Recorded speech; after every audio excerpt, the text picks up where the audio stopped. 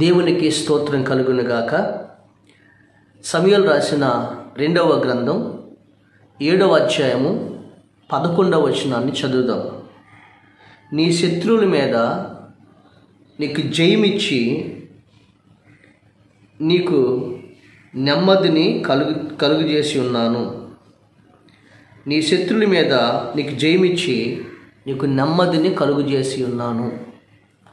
దేవుడి ఈ వాగ్దానం నీ జీవితంలో నెరవేర్చును గాక. ఈ భక్తుడు అంటున్నాడు, అయ్యా, నా శత్రువును బట్టి నాకు నెమ్మది లేదయ్యా.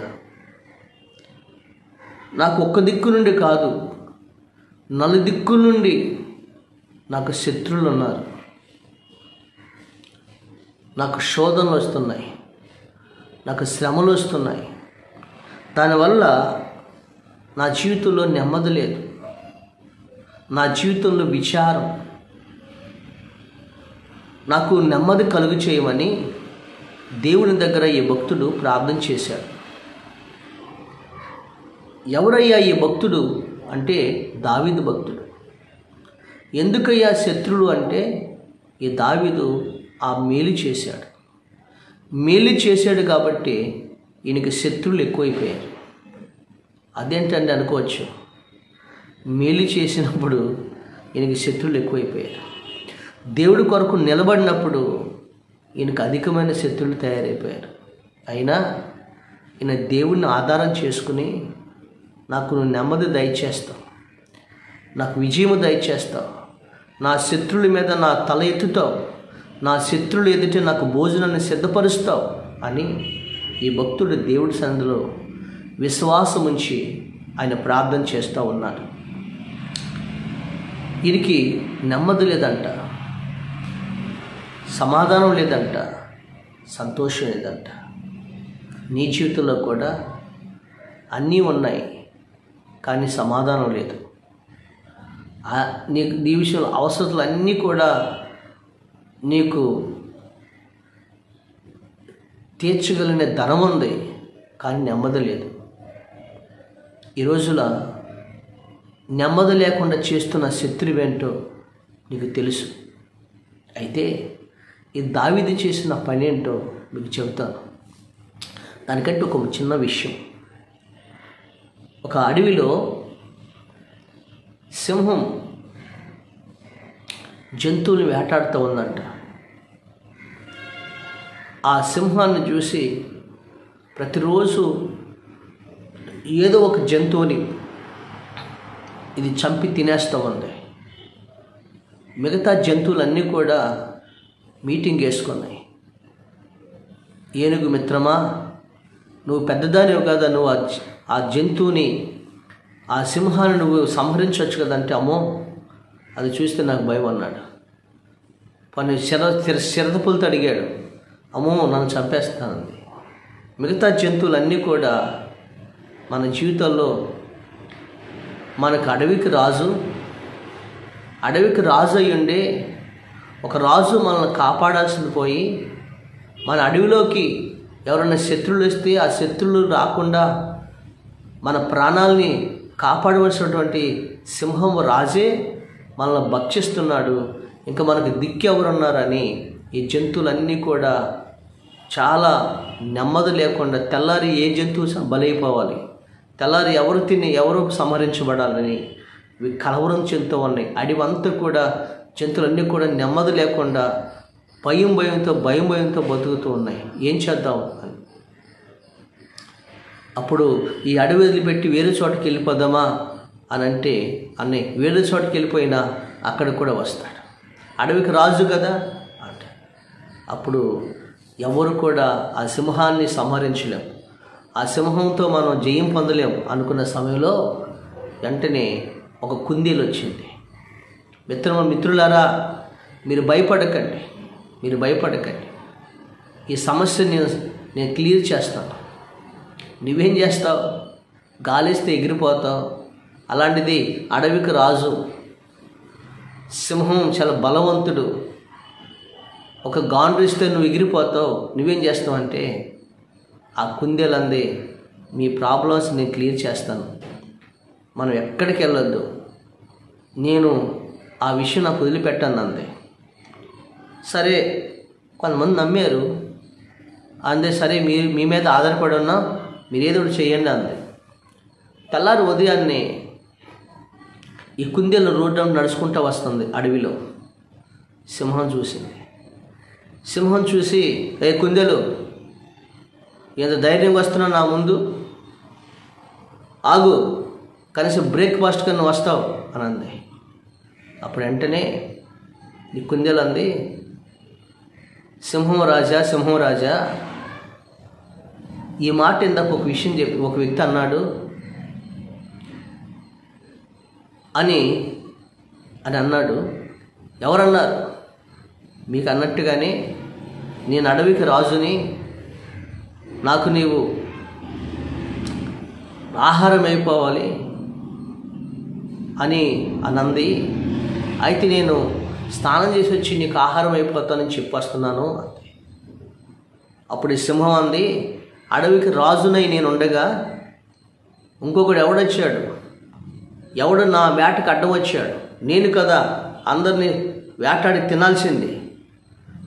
లేదు, మరి నాకు తెలియదు కదా, ఆ సింహం రాజు అంట అక్కడ ఉన్నాడు అంది. సరే పద చూపిస్తుంది ఈ సింహం. అప్పుడు ఈ సింహం వెనకాల కుందేలు వెళ్తుంది, కుందేలు వెనకాల సింహం వెళ్తుంది. అలా తీసుకెళ్ళిన తర్వాత ఒక బావి దగ్గర తీసుకెళ్ళింది. ఈ బావి దగ్గర తీసుకెళ్ళి అప్పుడు ఈ కుందేలు బావిలో చూపించి, అదిగా చూడండి, ఆయనే అడవికి రాజు అంట, ఆయన నన్ను ఆహారంగా కోరుకున్నాడు, ఒకవేళ మీరు ఆయన సంహరిస్తే నేనే మీకు ఆహారం అయిపోతాను అంది. వెంటనే సింహం బావిలో తలపెట్టి గాండ్రించింది. అప్పుడు సింహం ప్రతిబింబం ఆ సూర్యరశ్మికి నీటి మీద సేమ్ సింహంలాగా పడింది. ఇది బలవంతుడాలే కానీ జ్ఞానం లేనిది సింహం. తర్వాత ఆ బావి నుండి తన స్వరం దానికే వినిపిస్తూ ఉంది. ఇది ఎంత గర్జిస్తుంటే మన దాని స్వరం దానికి వినిపిస్తుంది. ఇది బావిలో తొంగి చూస్తుంటే దాని ప్రతిబింబం కనిపిస్తుంది. అప్పుడు నా మీద గర్జిస్తావా, నువ్వు నా యాటకి నాకు నువ్వే రాజు ఉంటావా, నీ అంతకు తెలుస్తానని ఒక్కసారిగా సింహం ఏం చేసిందంటే బావిలో దూకింది. అంతే, బావిలో దూకింది. కొంచెం అటు ఇటు కొట్టుకులాడింది, చచ్చిపోయింది. అప్పుడు కుందేలు నెమ్మదిగా అడవి దగ్గరికి వచ్చి జంతువులందరూ వచ్చింది. జంతువులు అందరి దగ్గరికి వచ్చి మీ సమస్య క్లియర్ అయిపోయిందండి, ఏం చేసావు రండి చూపిస్తుంది. బావి దగ్గరికి వచ్చే వరకు ఆ సింహం చచ్చి తేలిపోయింది. అప్పుడు అందరూ అన్నారు, నీవు చిన్నదానివే కానీ నీ జ్ఞానంతో మా అందరి ప్రాణాలు కాపాడావు, మా అందరికీ నెమ్మది దయచేసావు మిత్రమా, నీవే మాకు అసలు నిజమైన రాజువి అని ఆ కుందేల్ని కొనియాడిని అంట. దేవుని స్తోత్రం. ఇదొక చిన్న కథ కావచ్చు కానీ జరిగింది ఇదే. దావీదు భక్తుడు, ఆ దావీదు భక్తుడు గొర్రెలు మేసుకునేవాడైతే దేవుడు అతను కోరుకునే రాజుగా చేశాడు, రాజుగా అభిషేకించాడు. అయితే అప్పటికే రాజు అయినటువంటి సౌలు ఉన్నాడే, ఇశ్రాయేల్ రాజ్యానికి సౌలు ఉన్నాడు. ఆ సౌలు రాజుగా ఉన్నాడు.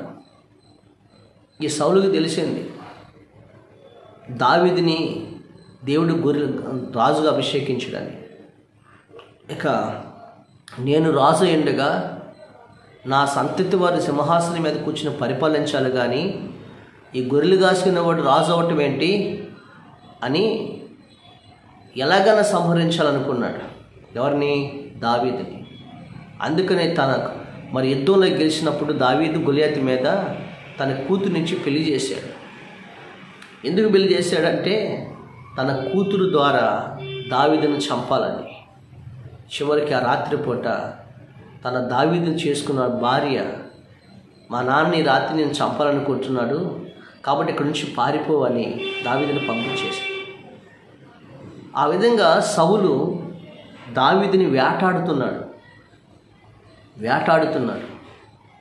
నలుదిక్కుల సైనికులను పంపిస్తున్నాడు. దావీదు ఇంటి వారిని చంపేశాడు. దావీదుని ప్రతిరోజు చంపటానికి చాలా దగ్గరకు వచ్చిన పరిస్థితుల్లో కూడా దావీదుని వేటాడుతున్నాడు. అర్థమైందండి? ఈ దావీదు ఏం చేశాడు అంటే సౌలుకి మేలు చేశాడు. తన రాజ్యం మీదకి యుద్ధానికి వస్తున్నటువంటి గొల్లియాతుని బట్టి రాజ్యం అంతటి ప్రజల మీద నెమ్మది లేకపోతే, మొదటి సమూయేలు గ్రంథం 17వ అధ్యాయం మనం చూస్తాం. నెమ్మది లేకపోతే అందరూ కృంగిపోయి ఉంటే, సౌలు కూడా గొల్లియాతు మీద యుద్ధం చేయలేకుంటే దావీదు గొల్లియాతుతో యుద్ధం చేసి ఆ సమస్యను క్లియర్ చేశాడు. ప్రజలందరూ కూడా దావీదుకి జేజేలు కొట్టారు. అప్పుడు సౌలుకి కోపం వచ్చింది, అసూయపడ్డాడు దావీదు మీద. అప్పుడు సౌలు దావీదుని ఎలాగైనా సంహరించాలని ప్రతిరోజు తన పరిపాలన పక్కన పెట్టేసి దావీదుని చంపటానికి ప్రయత్నం చేస్తూ ఉన్నాడు.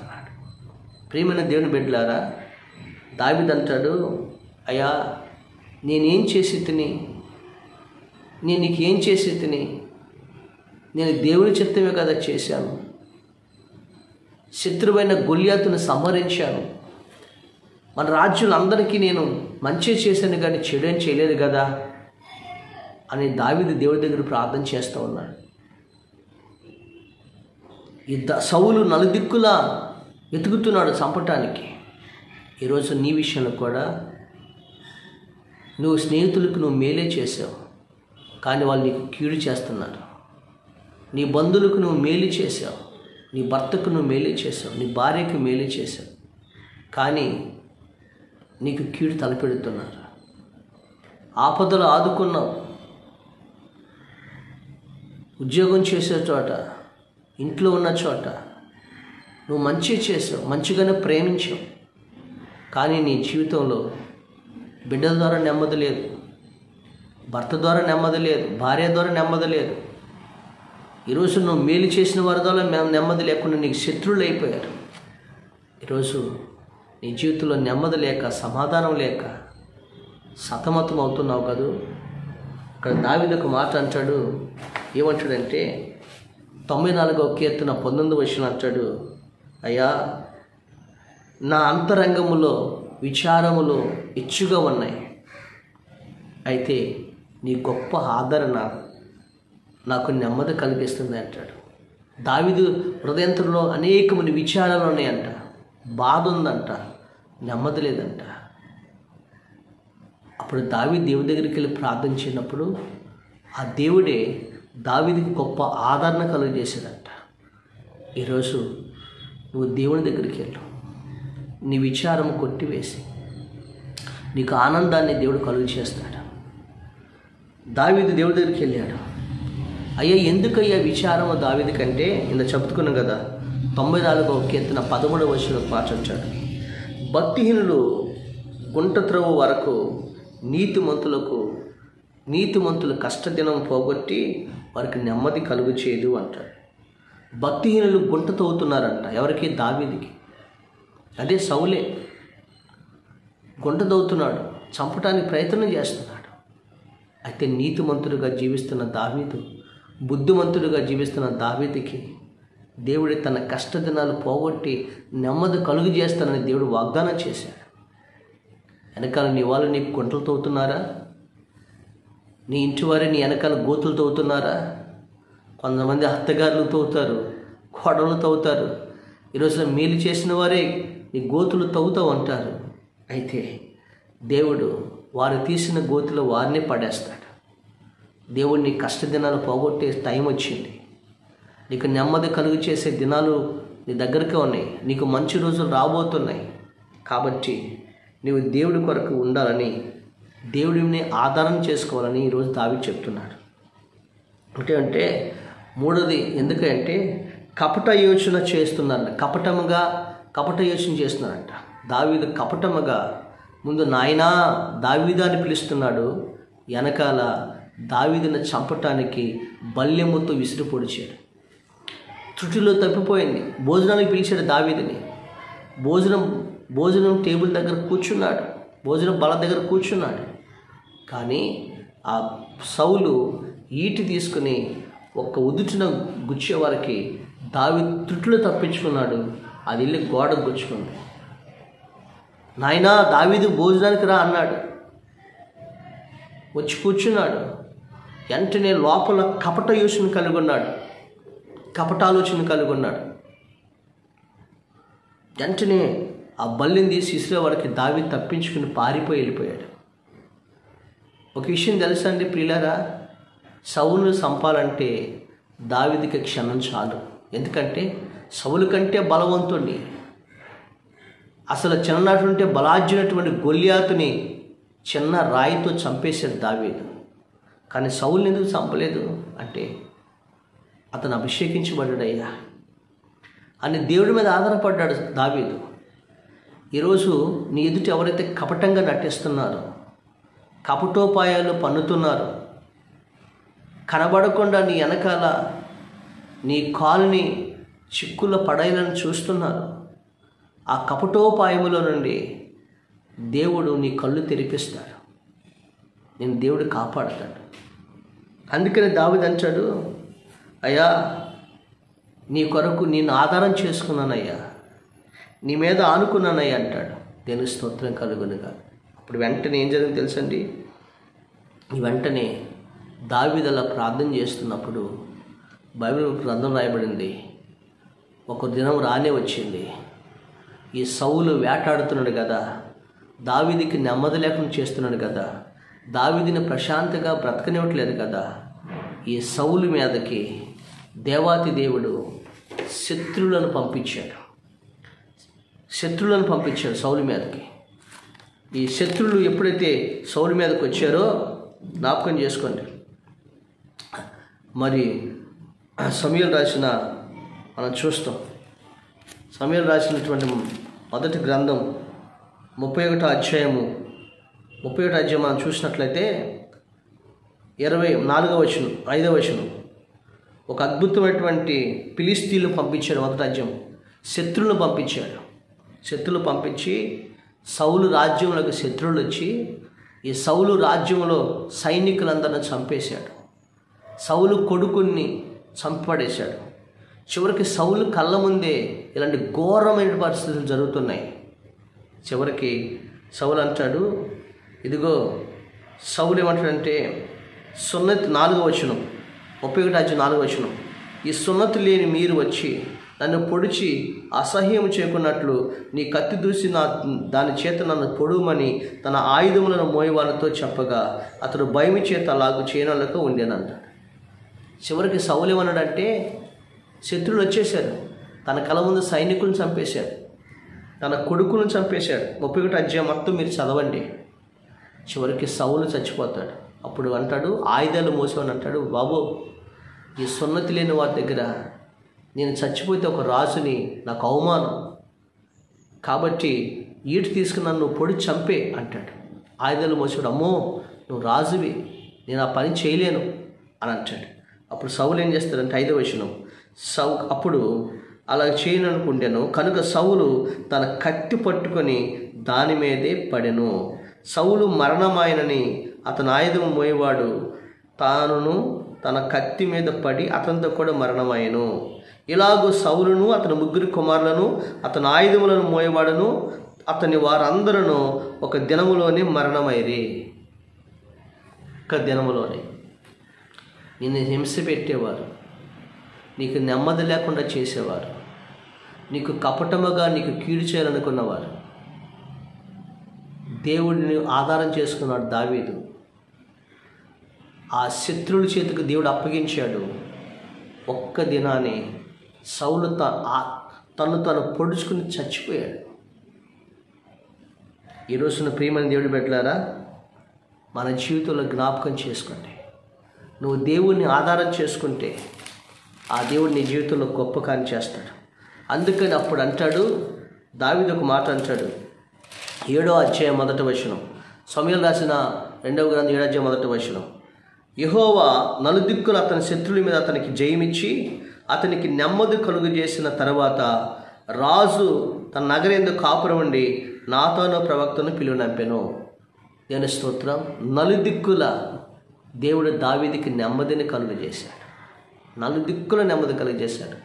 ఈ రోజున ఎన్ని శోధనలు మీదకి వస్తున్నాయో, ఎన్ని శ్రమలు నీ మీదకు వస్తున్నాయో, ఎంతమంది శత్రువులు నీ మీదకు లెగుస్తున్నారు, ఎలాంటి పరిస్థితులు నీ మీదకు వస్తున్నాయో, ఒక్క క్షణంలోనే వాటన్నిటిని దేవుడు నీకు సమస్య పడేట్లుగా దేవుడు చేస్తాడు. నలుదిక్కుల దేవుడు నీకు నెమ్మదిని ఇస్తాడు. అప్పుడు అంటాడు దావీదు 11వ వచనం, నీ శత్రువుల మీద నీకు జయమిచ్చి నీకు నెమ్మది కలిగజేసి ఉన్నాను. మరి యెహోవానగు నేను నీకు తెలియజేసినది ఏమనగా, నీకును నీ సంతానమును కలుగజేయుదును. దేవుని నీ దినములు సంపూర్ణమగినప్పుడు నీవు నీ పితరులతో నిద్రించిన తర్వాత నీ గర్భంలో వచ్చిన నీ సంతతిని హెచ్చించి రాజ్యం అతని స్థిరపరుస్తాను. దేవుని స్తోత్రం. దావీదా, నీ శత్రువుల మీద నీకు జయమిచ్చి నీకు నెమ్మదిని కలుగజేశాను. నలుదిక్కుల నువ్వు పూర్ణ వయసుతో ఉన్న తర్వాత నీకు దీర్ఘాయువు నీకు ఇస్తాడు. నువ్వు చనిపోయిన తర్వాత నీ గర్భంలో వచ్చిన నీ బిడ్డల్ని నేను హెచ్చిస్తాను, రాజ్యం మీద వాళ్ళని స్థిరపరుస్తాను అని దావీదుని దేవుడు ఆశీర్వదిస్తున్నాడు. హల్లెలూయా. దావీదుని దేవుడు దీవిస్తున్నాడు. దావీదుకి ఏం చేశారయ్యా దావీదునంటే నలుదిక్కులు నెమ్మది కలుగు చేశాడు. ఈరోజు ప్రేమని దేవుడు బిడ్డలారా, నీకు నెమ్మది లేదా? నీకు సమాధానం లేదా? కలవరంగా ఉన్నావా? నా జీవితంలో, మనందరి జీవితాల్లో కూడా ఇక దావీదు నా దిక్కు నీవే, నా ఆధారము నీవే, నువ్వు తప్ప నాకు ఏరే ఆధారం లేదని దేవుణ్ణి ఆధారం చేసుకున్నాడు. ఆ దేవుడు ఆయన ఆదమరచలేదు సుమా, అన్నిట్లో ఆయనకి జయమిచ్చాడు, ఆయనకి నెమ్మదినిచ్చాడు, తను హెచ్చించాడు, రాజుగా స్థిరపరిచాడు, దీవించాడు. స్తోత్రం. అయితే నీవు నేనేం చేయాలి తెలుసా? బైబిల్ ఒక మాట ఉంది. దావీదుని ఏం ఆధారం చేసుకున్నాడయ్యా అంటే ఒక మాట ఉంది. 119వ కీర్తన 50వ వచనం, నీ వాక్యమే నన్ను బ్రతికించాను, నా బాధలో నాకు నెమ్మది కలిగించను. 119వ కీర్తన 50వ వచనం, నీ వాక్యమే నన్ను బ్రతికించాను, నీ బాధలో నాకు నెమ్మది కలిగజేశాను. వాక్యాన్ని ఆధారం చేసుకో. ప్రతిరోజు వాక్యం చదువు, దేవుడు నీతో మాట్లాడతాడు. రెండవదిగా మరి కీర్తన సామెతల గ్రంథం 1:33 వచనం, సామెతలు 1:33, నా ఉపదేశం అంగీకరించేవాడు నెమ్మది పొందను. దేవుడి సేవకుడు దేవుని వాక్యం ద్వారా మాట్లాడుతున్నప్పుడు అది అంగీకరించి ఆ వాక్యానికి లోబడు, నీ జీవితంలో నెమ్మదినిస్తాడు. 3 తిమోతి 2:1, సంపూర్ణ భక్తి మాన్యత కలిగి నెమ్మదిగా ఉండు. తెలుస్తూ సంపూర్ణంగా భక్తి చేయి, భక్తిలో లోపం లేకుండా చేయి, నీకు దేవుడు నీకు నెమ్మదినిస్తాడు. హల్లెలూయా. దేవుడు అంటున్నాడు, ఆయన నెమ్మదినిచ్చి జయము దయచేశాడు, జయమిచ్చాడు. అందుకే దావీదు అంటాడు, కీర్తన గ్రంథం 144వ కీర్తన 10వ వచనం, నీవే రాజులకు నెమ్మది కలుగు చేయవాడు, విజయము దయచేవాడు. దేవుని స్తోత్రం.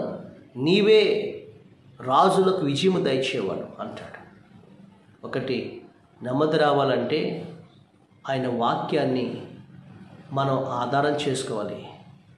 2, ఆయన ఉపదేశాన్ని మనం వినాలి. 3, ఆయన సన్నిధిలో ప్రార్థన చేయాలి. తర్వాత జయం ఎలా వచ్చిందంటే, నీవే రాజులకు విజయం ఇచ్చేవాడివి. ఆయన సంకల్పం చొప్పున మనల్ని ప్రేమించిన వారి ద్వారా వీటన్నిటిలో అత్యధికమైన విజయం మనకు దయచేయబోతున్నాడు. దేవుడు మనం ప్రేమిస్తున్నాడు. దేని స్తోత్రం. ఈరోజున దావీదుని దేవుడు ప్రేమించాడు. దావీదుకి దేవుడే శత్రుల మీద జయమిచ్చాడు, నలుదిక్కుల నెమ్మది కలుగు చేశాడు. ఈరోజున దావీదు సంతతిని హెచ్చించి దావీదు రాజ్యాన్ని స్థిరపరిచి తరతరములకు దావీదుని ఆస్వాదించినట్లుగా నీకు నెమ్మదిని దయచేయబోతున్నాడు. నీకు శత్రుల మీద సమస్యల మీద విజయం దయచేయబోతున్నాడు. ఆ తర్వాత నిన్ను నీ కుటుంబాన్ని హెచ్చించి నలుదిక్కులు నెమ్మది కలుగు చేసి దేవుడు ఆశీర్వదించబోతున్నాడు. ప్రజలా, అయితే దావీదు దేవుని ఆధారం చేసుకున్నట్లుగా, దావీదు దేవుడు వాక్యాన్ని ఆధారం చేసుకున్నట్లుగా, దావీదు దేవుని ప్రార్థించినట్లుగా నువ్వు కూడా ప్రభుని ఆధారం చేసుకో, ప్రార్థించు. నీ జీవితంలో గొప్ప ఆదరణ, గొప్ప నెమ్మది, గొప్ప విజయము సమస్తములో ఇచ్చి నలుదిక్కులా నీకు నెమ్మది కలుగు చేసి అత్యధికమైన విజయమును దయచేయునుగాక. ఆమేన్. ప్రార్థన చేద్దాం. పరిశుద్ధుడైన మా తండ్రి, ఈరోజు నీ వాక్యం ద్వారా మా అందరితో మీరు మాట్లాడేందుకు స్తోత్రాలు చెల్లిస్తాం. ప్రభా, దావీదు నా హృదయంలో విచారములు అనేకముగా ఉన్నాయి, నాకు నెమ్మది లేదు అంటున్నాడు. బిడ్డలు నెమ్మది లేని స్థితిలో, సమాధాన స్థితిలో ఉన్నారు ప్రభు. శత్రులు అయిపోయినారు, మేలు చేసిన వారి శత్రులుగా మార్చబడిన ఉన్నారు. నాయనా, నలుదిక్కుల నెమ్మది కలుగు చేయండి.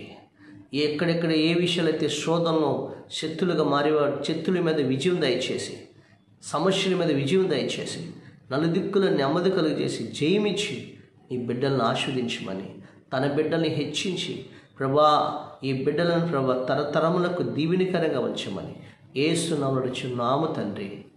ఆమేన్.